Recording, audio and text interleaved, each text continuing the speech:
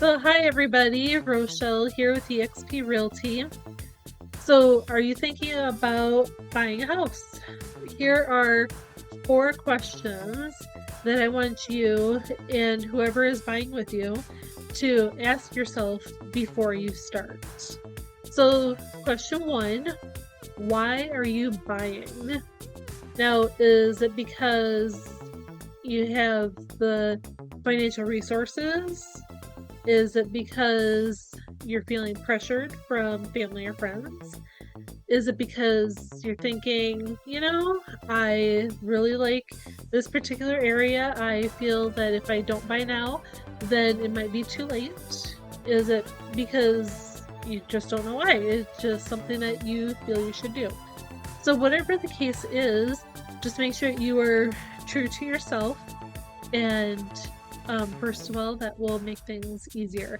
And I say true to yourself because I have seen many people who feel pressured to buy because of, family thinking, why aren't you homeowners yet? Or I've seen people who buy just because they feel like that's the right thing to do, even though they aren't able to afford it yet. So, that is why you should make sure you are buying for the right reasons. Question 2 is, how long are you planning to live in this house? There's so many people who don't realize the extent of the home buying process. It's not like you just go to the store, you buy a shirt, you bring it home, you think, oh, this isn't what I thought, you can return the shirt. That is not at all the home buying process, because once you get your house, it's a lot of steps to sell your house again, and you just can't return it to the previous person because there's a reason why they sold. They aren't going to be there to take it back. So with planning on how long you're going to be there, do you think you're going to be there for 1 to 2 years? Or is this your forever home? Or are you going to live there for a certain amount of time and then turn it into like a long-term or short-term rental? Whatever the case is, we just want to make sure this is going to be the right investment choice for you. Whenever you do plan to sell, you will be able to afford to sell, because there's so many people who bought when the interest rates were extremely low or they refinanced. This morning I was talking to somebody who is a financial advisor who decided to refinance their home. And then they started a family, and now they realize, like, oh, this probably isn't the home that we want to live in forever. And now that we have our family and we want to add to the family, this family has realized this is not the house for them, but they can't afford to sell. So now they're stuck. So those are things to think about. So question 3, what can you comfortably afford?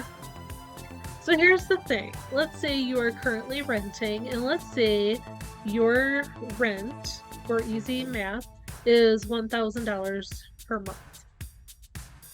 So let's say that you think, okay, well, I can easily afford a mortgage of $1,000 per month.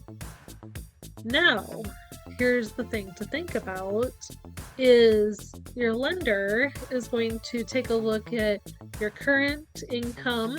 They're going to take a look at past tax documents, and they're going to take a look at how much you have in savings and how much of a down payment and a whole bunch of other financial means, and put it all into an equation to come up with how much you can afford for your mortgage. Most of the time, what I have found is somebody who thinks they could afford $1,000 per month mortgage because that's their rent, that you can't, because a lender has a particular debt to income ratio that must be at that cap or below for your mortgage. Now, if $1,000 is above, then you're going to have to take a look at what are some things that can be done to get you within that cap. and that debt to income ratio. So you may have to take a look at homes that are going to get you at a lesser amount per month, or somehow be able to come up with a bigger down payment, things like that. But comfortably afford is what the lender is looking at.